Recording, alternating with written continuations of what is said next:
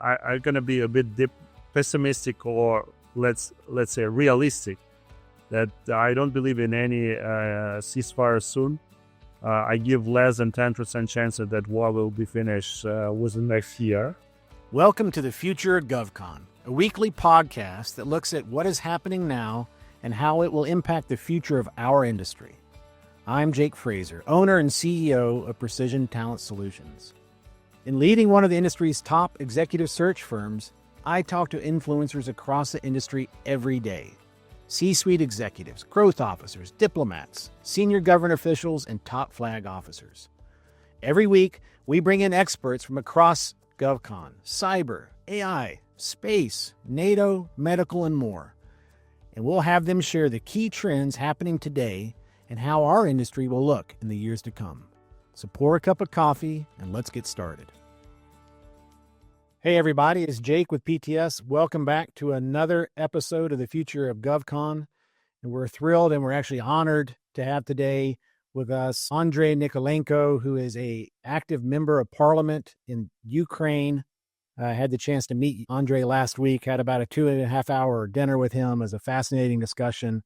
And I asked him to join the podcast. So we're honored to have you here, Andrii. Thanks for joining us. Where are you calling in from today? Thank you, Jake. Thank you for having me here. I'm calling from Ukraine, so sitting in the center of Kyiv. Hope that we'll have no alarm just to interrupt our podcast. But for our side, unfortunately became such a common thing. So I'm not going just to hide it anywhere, and we will continue in any circumstances. All right, we'll push the mission forward. So we met last week in Bucharest at a ISOA, an International Stability Operations Conference. So it was good to spend time with you. How were your travels back to Ukraine? How did you get back home? Unfortunately, this war is not stolen from us just some valuable thing, but the most valuable thing, what is time. It's something what we should count when we're traveling abroad, because Ukraine, the sky and over Ukraine is closed, as you know. So to travel even to our neighboring country as Romania and Bucharest, we usually take a train or a car, as in my case. So we spend a day, 24 hours sometimes, just to travel to the nearest airport, then to take a flight to the long distance. When I'm traveling to DC, usually take almost 2 days. It's kind of ridiculous in 21st century from Europe, but it's our Ukrainian reality so far. In the big picture, a small inconvenience, but I think a lot of people forget about the impact of the war on just the little things like visiting a neighboring country. It's terrible. It was amazing story what I've heard about one American engineer when he was asked about what he believed his biggest impact he made in his life and what was his favorite project. And he said like the favorite project was the bridge over some river in the United States which connected two cities. And when he was asked why, because then after that he had a great buildings made, he said like just because before the bridge was constructed, people spend like the hours just traveling across, and he count all the minutes, hours, and multiplied it to years, and said, how many people travel from one city to another just to daily work. And he said, like at the end, I was able just to give more free time to the people, for their families, kids. So the war is not just destroying the buildings, but it's destroying their life and this normal lifetime. So that's it's something what we not count usually, but what is most valuable thing what you cannot buy with any money. It's fantastic perspective, and it makes you realize there are a lot of bridges that need to be built now. Absolutely. Physical and the emotional and logistic as well. Absolutely. Let's I want to talk a little bit about growing up and how you got to where you are today, but just for our audience, Andrei's leading from the front on the war in Ukraine. He has some fantastic stories, some very moving stories. Extremely educated, has a couple of master's degrees in politics and international economic relations, has a PhD in economics, so he can tell you all about demand curves from the Institute of Industrial Economics, from the National Academy of Sciences in Ukraine. Something that came up last week that I think is a theme. He's also he's very familiar with Korea. Spent quite a bit of time in Korea. Went to the Yonsei University, learned Korean there. I heard him firsthand speaking Korean. So he has this interesting parallel perspective between what's happened in Korea and how that might apply to Ukraine. He's been the advisor to the prime minister, the governor of the Kirovograd region, and he was also the vice governor of the Donetsk region back in 2014. So he's been a leader of the community, a leader of the nation, and now he's leading from the front, helping to do what he can to win the war and to help rebuild his country. So impressive CV, Andrii. Thank you, Jake. Thank you for such impressive introductions. So I'm trying just to keep some of the facts from my background in the shadow. Thank you. But the one what I always like to confirm that my very special relation with Korea, and as you already mentioned, the good thing that I was able to study Korean language in 1995, and then I get a lot of experience in post-war reconstruction and development of South Korea. And I really believe probably since that time I was bringing with idea that Ukraine can be the Korea 2.0, but just located in East Europe and should show the different example of post-Soviet country to develop. And especially after 2014, when Russia invaded Ukraine for the first time, then I believe that and we had like divided nation with partly occupied Russian territory, Ukrainian territory by Russians. So I believe that peaceful and effective economic development of unoccupied Ukraine, supported by the West partners on the democratic background, was just the best option for Ukraine. And unfortunately, after 2022, the peril even stronger. And it's something what Ukraine, the lessons of freezing the war and ceasefire, what happened like 70 years ago on Korean Peninsula, is something what Ukraine should learn. And as I mentioned to you in a private discussion in Bucharest last week, that unfortunately, but I really believe this war will be ended in such very similar way. I'm not a big supporter of the idea that some big and just big, huge diplomatic success or like peace agreement will be made. More likely to have the ceasefire, because the Russians' ambition and the Putin goal is very far from reality, and for something what Ukrainian side can accept, and actually not only Ukraine but even the Western side can accept. So we probably will stop when not one but both sides will be a lot exhausted. Let's say let's use this word. So that's something what's going on in Ukraine right now. Russians, they had more sources from the beginning, but the way how they use them and how much they are losing, they're on daily basis. And sometimes Mr. Trump is telling very correct figures. It's 1,000 in week. It's thousands a week. It's hundreds a day. The amount of the soldiers was Russians is losing as killed or wounded. So that's impressive. So even with the size of Russia as a big enemy, I believe it's one day that not only Ukrainian side will be ready to sit and talk and to agree on some kind of conditions of the ending of the war, but Russians as well. So it's something what happened 70 years ago in Korea, and especially take into account that our today audience is mostly American audience and people, especially people related to their construction industry and reconstruction and contracting was DoD and other institution that this company, they played a great role in rebuilding of Korea and invested a lot, not only money but efforts and expertise. It's something what Ukraine definitely need and will request right after the ceasefire is achieved. And but of course, even some of the contracts and some of the theme and some kind of support, we are looking right now not ending by the ceasefire. Some of the bridges, as we already joked about, that already broken and it's on the reconstruction, or someone was already reconstructed, but mostly by the Ukrainian or Turkish companies. So if American company want to jump in, probably it's the right time just to start their business in Ukraine. That's an interesting parallel with Korea, and I think what's promising about that is if you've been to Korea, I've done business there.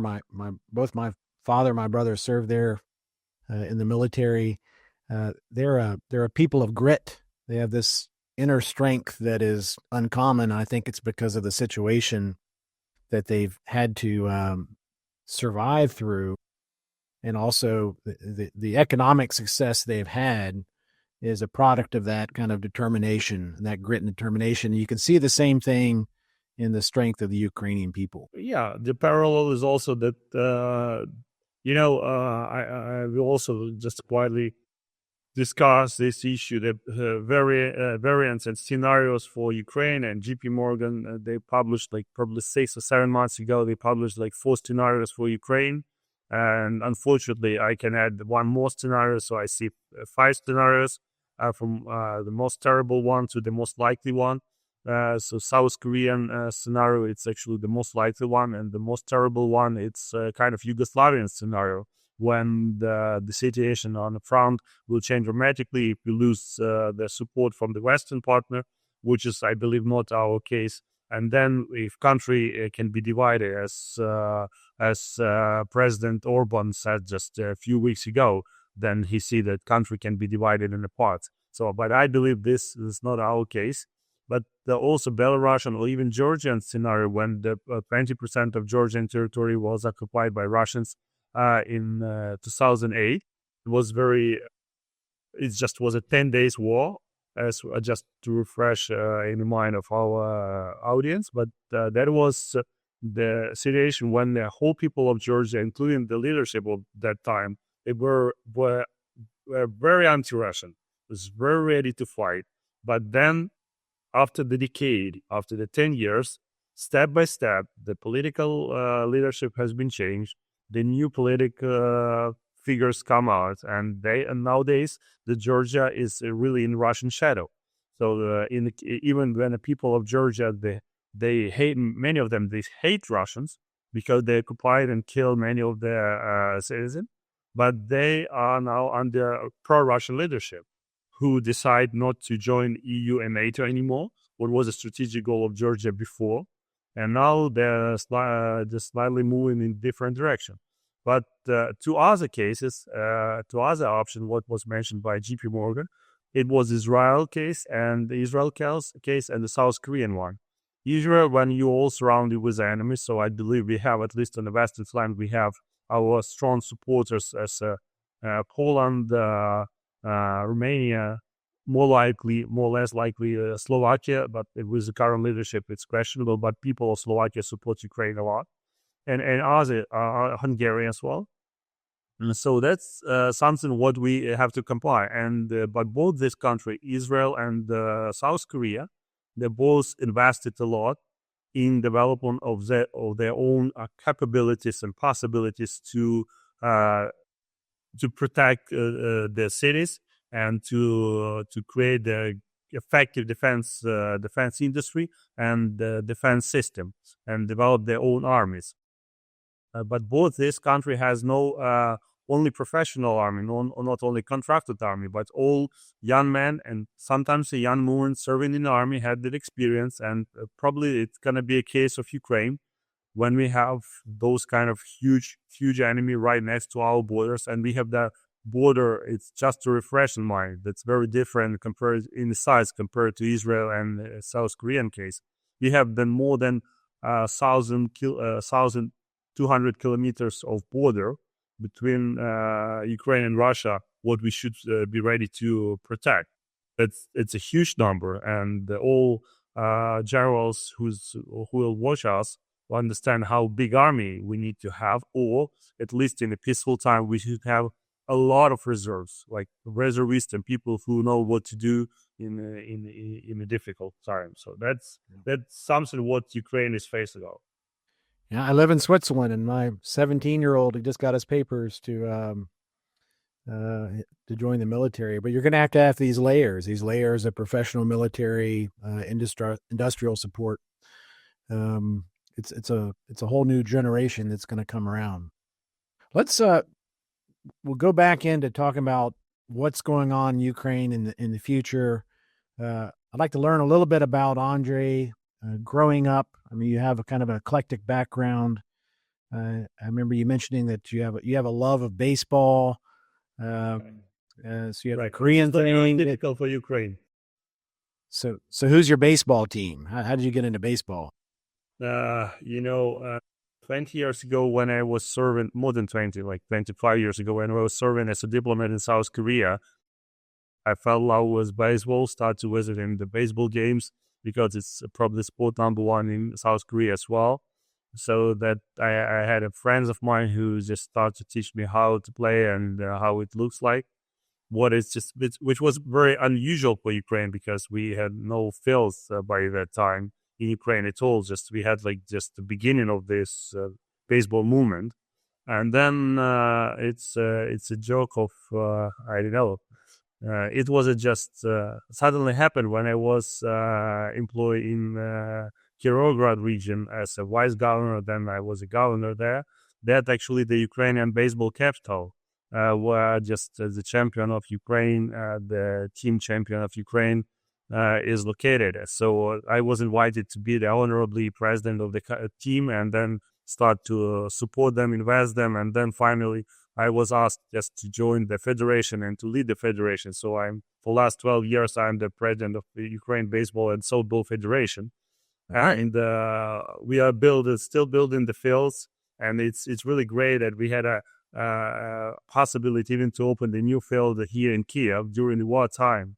And the mayor of Kyiv, the world famous heavyweight boxer champion, Vitaly Klitschko, he visited the field, and one of his son who is living in LA, he's playing ball. So that was just amazing time. We just asked some of our American friends who's serving here in different roles just to play ball, and like from time to time we have the international schools on the ground as well. So that was going on. And like last this year we had our national baseball team visit in Florida just for friendly game, and last year in 2023, in 2023, I sent my national team to New York. They met a mayor of New York. They played a friendly game with the New York Police Department, a fire department. So it was played on the Brooklyn Cyclones stadium. So it was very well welcome, and the community of the New York City and actually the whole United States was very welcome to the Ukrainian national team. And few players, actually one of our best pitcher was just, he is recruited and now he's serving in the army. So I sent the papers and asked his commanders to let him go travel to US just to take a part in these friendly games and friendly events. They was on CNN as well. So talking about this, what's going on in Ukraine from perspective of professional baseball player. The field of dreams, build it and they will come, right? And absolutely gives you some hope for the future too, when we can all have this place involved. Absolutely. And talk about the great thing that nowadays when Ukrainian people feel a lot of support from United States, from the Western partners, but mostly from the United States, and there is a lot of interest to all related to America sports and the culture scene. And it's a new way of just love to baseball and American football as well. So that's something what's going on here. And I believe right after the ending of the war, we will have more opportunities to have, if not American troops, but maybe private military companies, and we will have a lot of semi-professional players. Plenty of players to pick from. Yeah, absolutely. The interesting thing that when I studied how the East European countries, they developed the baseball industry, that was most developed places, it was the places nearby the American military bases. So that's part of the culture, what you bring all around the world. So, and it's how baseball comes to Korea. So that's something what I would like to use the good part from the terrible time what we're just all going through. Gives us hope for the future. Talk about growing up in Ukraine. Where were you raised? What did you do as a kid? How did you get into politics? Talk about your early days. Okay. I was born in a family of that time public service, and my father was also the member of parliament, the first parliament of Ukraine independence. So he worked for Ukrainian independence. he was in the commission who prepared the Declaration of Ukrainian Independence in 1990. So that was just probably the reason why I was from my childhood was just very much involved in those type of thing discussions, and I had a chance to see a lot of people who had a great influence on Ukrainian development. But then I choose the diplomacy as my major, and after I graduated the Institute of International Relations, and I use and start to learn very that time deficit and probably unique language in Ukraine as a Korean. I went to Korea and started my professional career as a diplomat. But then, as soon as I came back after my absence here in Ukraine, I was invited by some big Ukrainian industries who had a strong interest to develop the cooperation was South Korea to bring their technologies, to bring their capital, to invest in Ukraine. And then through that type of communication and cooperation, I was introduced to that time Prime Minister Yulia Tymoshenko. And then because I helped her just to develop also Ukraine, Korean, and all Far East, China, Japan, Singapore relations. So she asked me to be her advisor in that particular cases.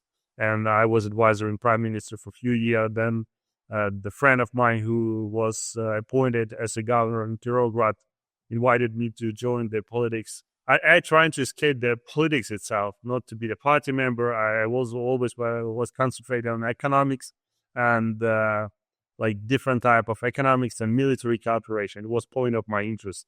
And I never dreamed to be the party member or just to be elected somewhere. But when I finally was, and I was in charge of entrusting investment in one region, then to another. But one day, the president of Ukraine, at that time it was Yanukovych, decided to appoint me as a governor. And I was the youngest governor, but at that time I was only 34 years old.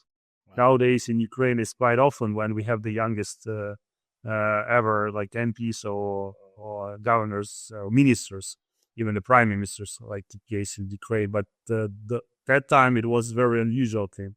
So that was a way. But I believe the most interesting part of my life was not a career, but it was 2014, 2015 when I was in Donetsk, when Russians just invaded Ukraine. The friend of mine, he was appointed as a governor of Donetsk region, and he was a big Ukrainian businessman in the assets in industry, and especially metallurgical industry. He was a steel maker with assets all around Europe and not only Ukraine. And he had the Russian partner by that time, but because he chose to defend Ukraine and he chose Ukrainian side, he lost actually whole of his business, a few billions side business, because he chose to fight against Russians. And we were able to protect Mariupol in 2014. The Russian had a chance to occupy it for a few weeks, but not with a real troops, but it was a pro-Russian separatist what took control of the Mariupol. But because of effective actions in 2014, we were able to capture some of them, to kill some of them. So, but Mariupol was deoccupied, so we prevent the Russian idea to create this ground corridor from Russia to Crimea, what they were able to create in 2022. And then didn't you say you enlisted the football club ultras to help push the Russians out? Right. That was actually you.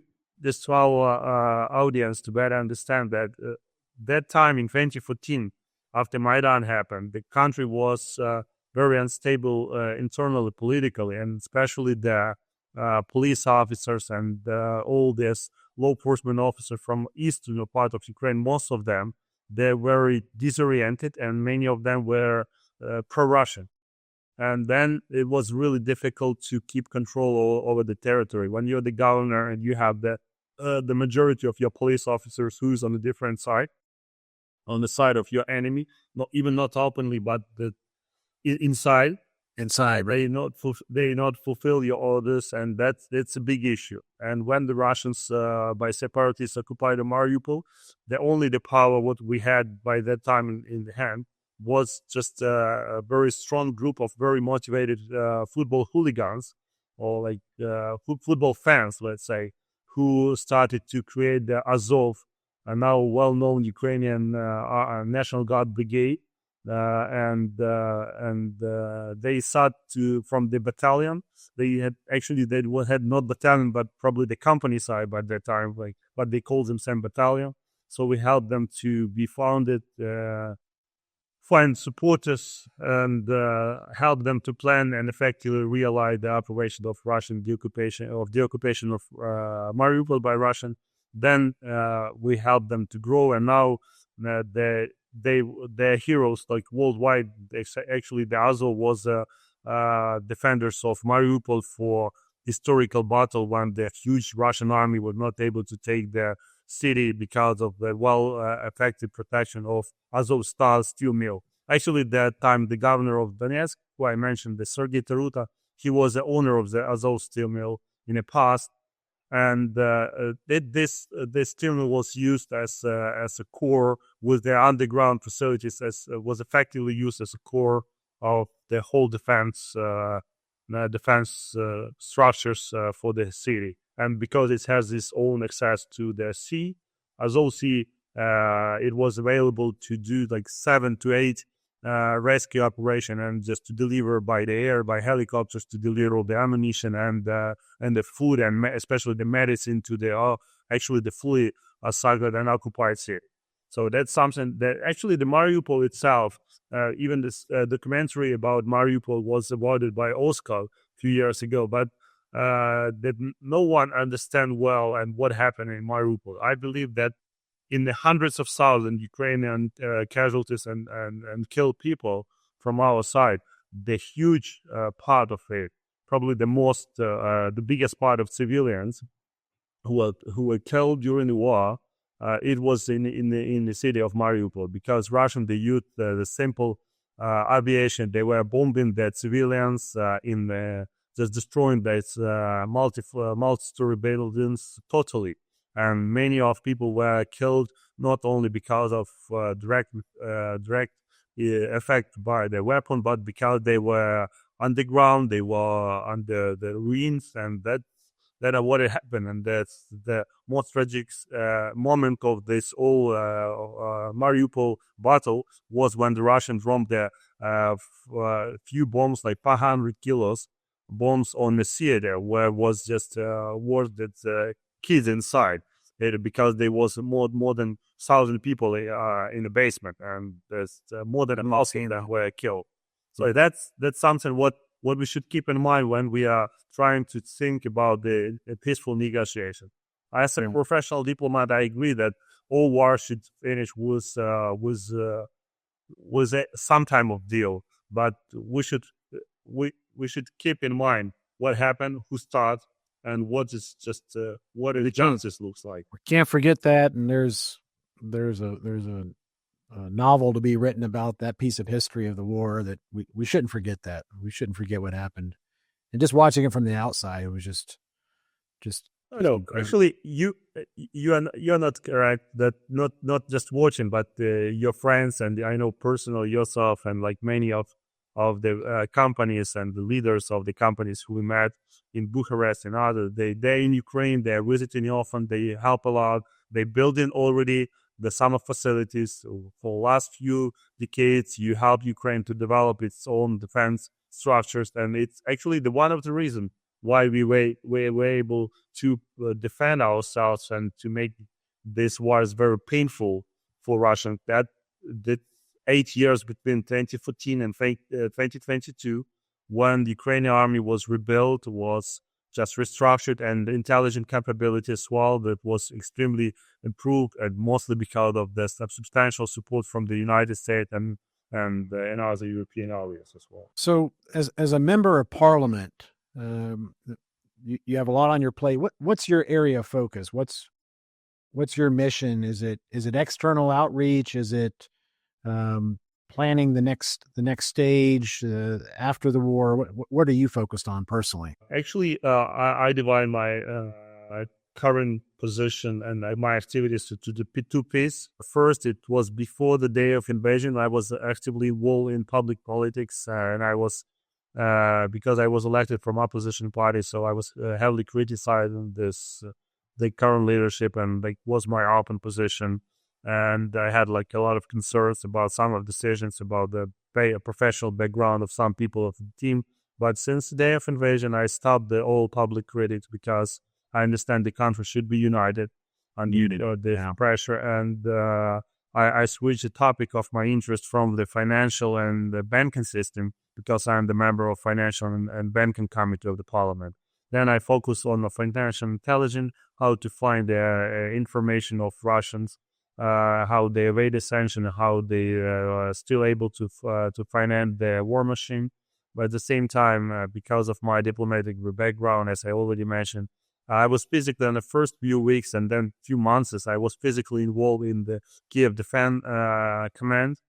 I was started from patrolling the streets on the north of Kyiv, which was like less than 5 kilometers from the Russian front line. Then I was involved in the command's Kyiv Defense Command, which was led by, at that time, commander of Ukraine Ground Forces, now the chief commander-in-chief, General Syrsky.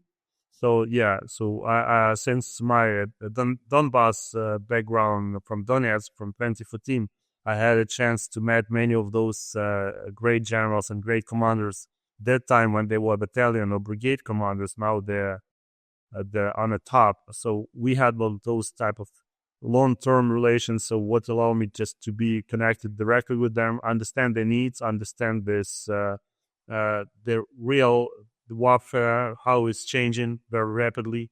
So I was using all my international connections, not only in Korea but in different countries, to help my country to have access to some of very specific and deficit tools, informations, weapon, or just to make the Russians' life abroad a little more complicated.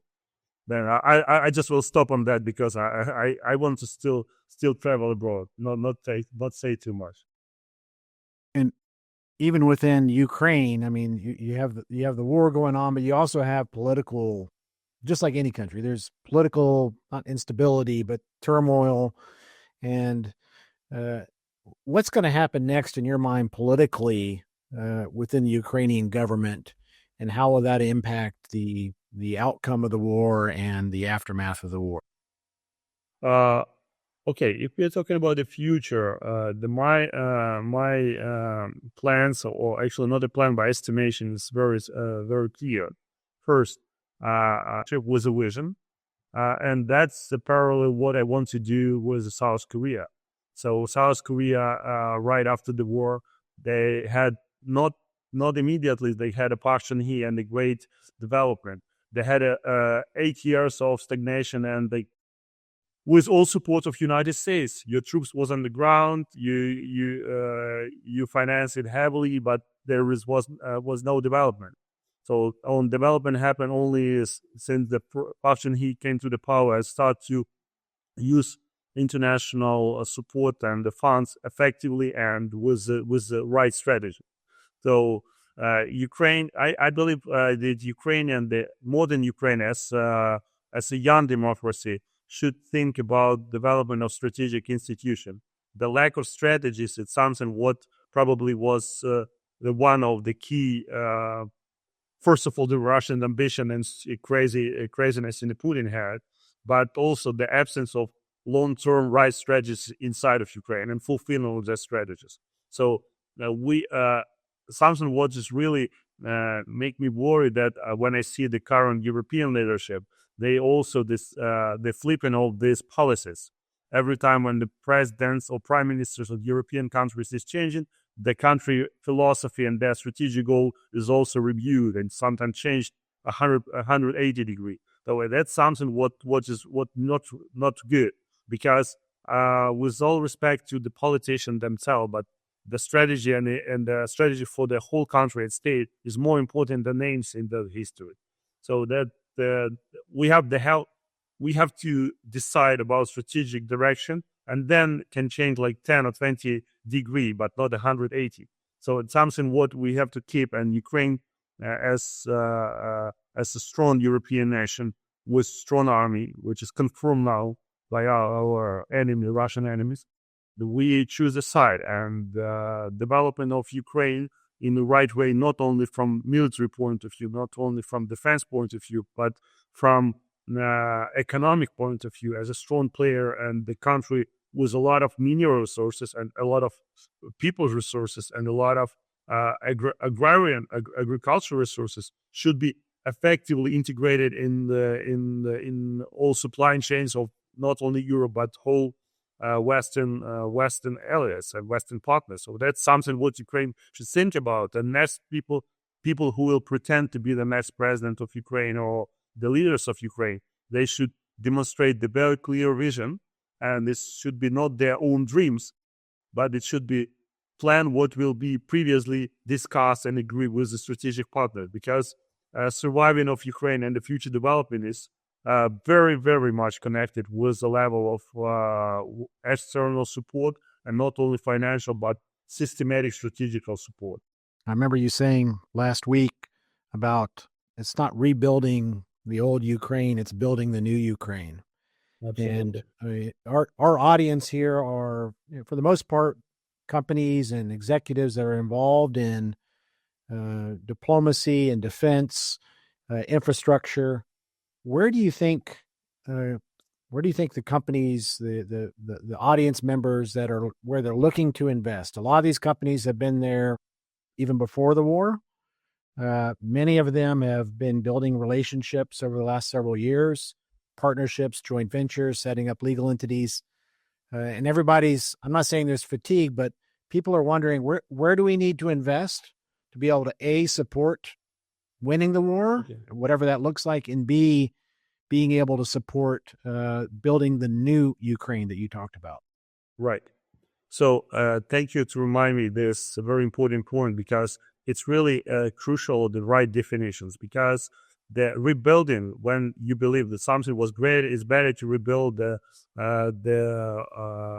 historical thing, because they have historical values. But when we're talking about the industrial thing, what was partly and totally destroyed by this war, that we have to think not how to rebuild like former Soviet Union plants, but how to build a new, with less people, more technology, and make it more efficient and more protected in our case.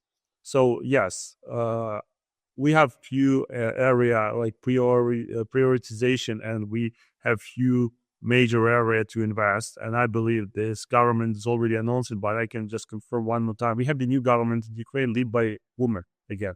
So we have a second woman as the leader of our government. It's the second Julia. It was Julia Tymoshenko, now is Yulia Sviridenko. She is very young but prominent, smart lady. So she declared a few area of the very high interest of Ukrainian side to attract invest. First of all, it's infrastructure. And when I'm saying infrastructure, it's all type of infrastructure, because of the speed of development of the whole economy very much related on the energy infrastructure, first of all, which was most heavily affected by the Russian impact. Strikes all around Ukraine. They were so crazy, they even attacked their nuclear power plant, what they finally occupied in Zaporizhia, which is the biggest nuclear power plant in Europe.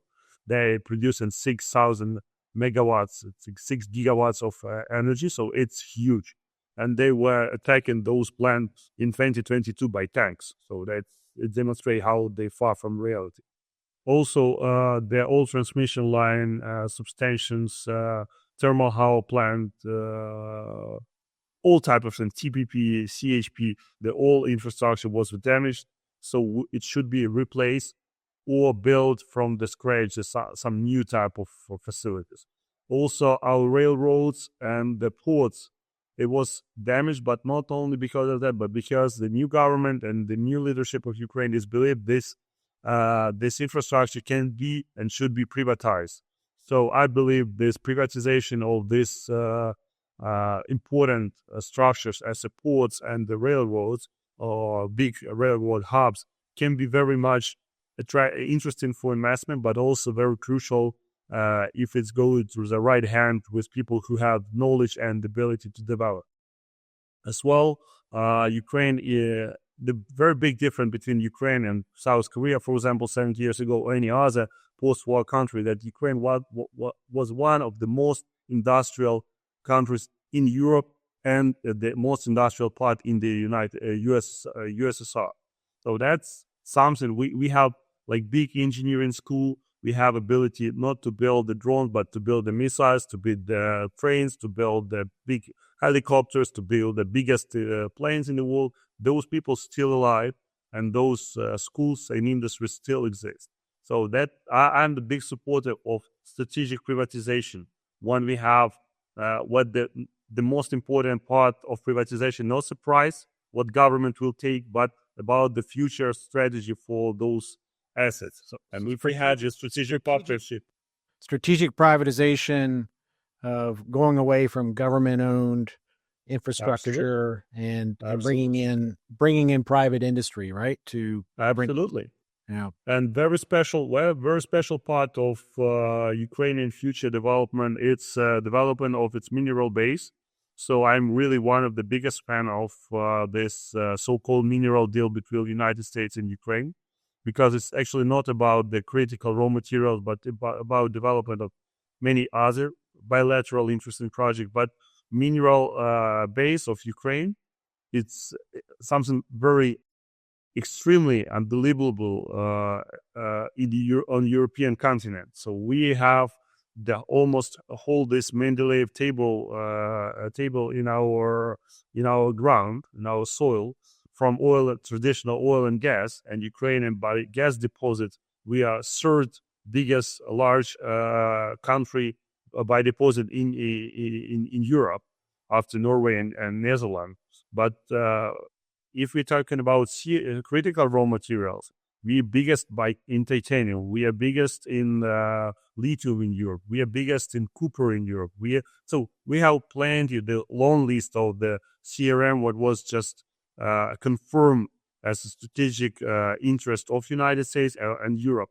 And but important thing what I would like to underline, that during all independence time of Ukraine for last 30 years was not so many foreigners who were able to invest. Actually, it was more just exception than its practice. So this thing will be changed.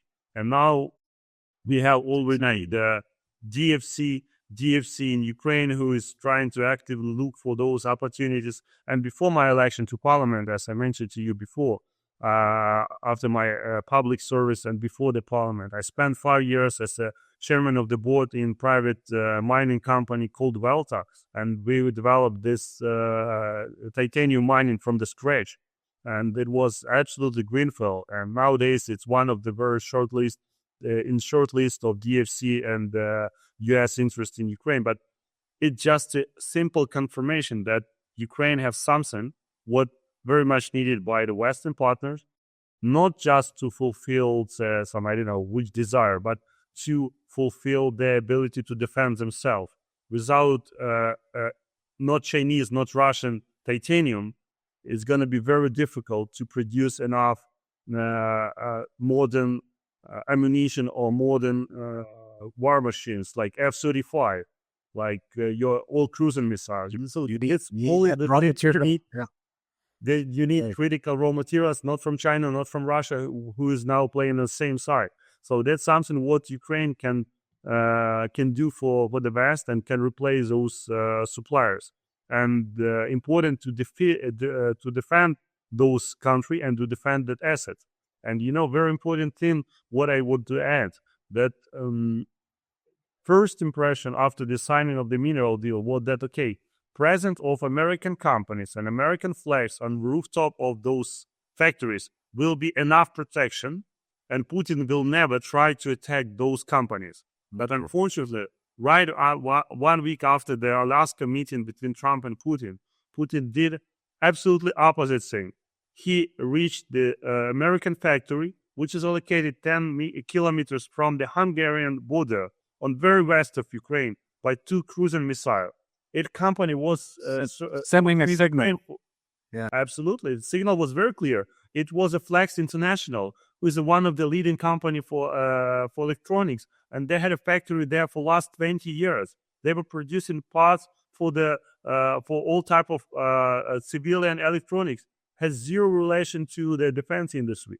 And Russian, they tend, it was only the first and only the time when Russian attacked the city Mukachevo in Transcarpathia. So that was a very strong signal that presence of American just in the business is not enough protection. So it's another part how we should be able to protect our sky from the Russian attack and American investment as well. If any American big companies will invest in CRM or in Ukrainian nuclear power plants, or will build their small modular reactors, how we have to protect them. Yep, that's definitely a signal. So let's go ahead, fast forward 3 years. It's 2028. What do things look like? What's your prediction on what's going on in Ukraine? We will end the war by that time, for sure. I'm not confident about the year time, if you ask me, but 3 year time, I'm confident that Russian economy will not be able to work and not be able to survive next 3 years. So they be in a position to stop the war. So we'll have the new election. We'll have the new leadership of Ukraine. I hope it will be just once reloaded, not too much turbulence after the war, because usually when country and state go through such a heavy war with such millions of people who were affected and a lot of weapons, it's very high risk of this internal political instability. So the Ukrainian situation will be very much affected on what will happen with Russians. If a Russian internal political problem will grow, then we'll have more stability here in Ukraine, because the Russian elite and FSB officer will be more concentrate how to keep their country united. So Ukraine had more experience, more chances to develop. I believe that within 3 years we'll have maybe 10 big privatization projects and 10 key projects to demonstrate to the world how effectively these systems can work, like private-public partnership projects as well. So I believe then we will have very different defense capability with a lot of investment from the Western partners. And Ukraine will look like a big construction site, especially the eastern part of Ukraine, not only because it was mostly damaged by the war, but also because it's a place where we should build like all defending infrastructure as well. Yeah. What kind of will there be a foreign military presence on the ground? Yeah, for sure. I'm not confident about United States, but I hope that we'll finally have the United States as well as a part of this multinational stability forces. We don't need them to physically fight with Russians. We need them as a shield to let Russians understand if they attack us, they immediately means attack all other countries.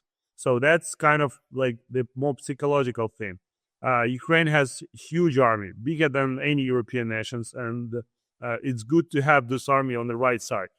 So that's something what West need to count always. If Ukraine finally not able to defeat itself, to defend itself, and can be defeated by Russian, then Russian army plus Ukrainian army, it's unstoppable army on whole European continent. That's something what we need to play as defenders. So yeah, Ukraine will have the foreign presence on the ground, and but it seems to me within 3 year time it will be mutually beneficial, because the level of knowledge, and especially in modern warfare, of Ukrainian troops and Ukrainian soldiers, commanders, should be effectively released and explained and teach to the Western commanders and the soldiers. So that's something what it's only the battle experience of many of your officers had in the Europe continent, especially not U.S. Troops, but mostly European nations. So that's something what I believe, and I believe we will have. I don't believe with NATO membership within 3 years. Even not confident about EU membership within 3 years. but it will be kept as a strategic goal, and Ukraine will change its policies to fulfill the European request. But most effective thing and most valuable thing for the foreign investor is rule of law. It's something what Ukraine should think about a lot. And if the Ukrainian politician leadership will not able to change its voluntarily, then people who will come from the front line after the ceasefire, they will do by themselves. So I always confirm to my colleague that you should do it by yourself, not wait when the soldiers will bring the justice from the front. Yep. Yeah. So I want one word to describe your kind of gut feeling, your instincts about the future of Ukraine, the future of government contracting in Ukraine. What's one word that you would use to describe? If it's one word, that's its perspective. If it's 2 words, if you allow me, that's a great perspective. Great perspective. I still believe that South Korean scenario is the best, not only for Ukraine, but best for the Western countries, and we should be united around that strategic goal. And it will be the great benefit for all of us, for Ukraine as a nation, for the Western partners, for financial institutions, for everyone, and for the peace in Europe. I think that goes full circle, and it's easy to visualize because you see the success in Korea and you can envision that same success in the determined. I hope to play some role in that, because I believe in it was not very often when Ukrainians choose to study Korean language in 1995. So I was just in the very first group of 10 Ukrainians who learned Korean. So I spent 30 years of my life. So I want to bring the Korean miracle to Ukrainian ground. It's fascinating. Andrii, I believe in you, and I believe in the Ukrainian people, and I know our community is behind you. We're ready to support you in any way possible. So I really want to thank you for taking the time to come in to spend some time with us and share your perspective. We hope to have you back when things look a little bit better. Thank you, my friend. Thank you, Jake. And then I just want to add that I didn't touch just one thing, but what I strongly recommend you, let's think and work together how we can help the Western countries, especially European countries, to protect themselves and their all critical industries from asymmetric strike by Russian drones or any terroristic type of drones. It's something what Ukraine probably the best in the world, and we don't have to let the situation with invasion of Polish airspace situation repeated. So we should be able to catch all Russian drones without F-35, but with the new technology we have in our hand, and it's also the big base for our mutual friends and for our cooperation in the framework of ISA and Azov. Great. Andrii, thanks a lot. And to our audience, hopefully you enjoyed today's episode. We've had this set up. We had General Rawlings on talking about the NATO view. We had Bill Bodie on talking about studying the Soviet Union from the 90s, coming all the way through now with CSIS, talking about his view of Ukraine. Now we have it directly from a member of parliament. Andrii, thank you for your time. To everybody, make sure you tune in to our next episode. Follow us on LinkedIn. We're always putting out information about what's going on in the industry. We have some exciting guests lined up. But again, thank you, Andrii. We'll have you back again. Good. And be safe out there. We're pulling for you. Thank you. Slava Ukraine. Heroям slava. Thank you, my friend. So thanks for joining me on the future of GovCon.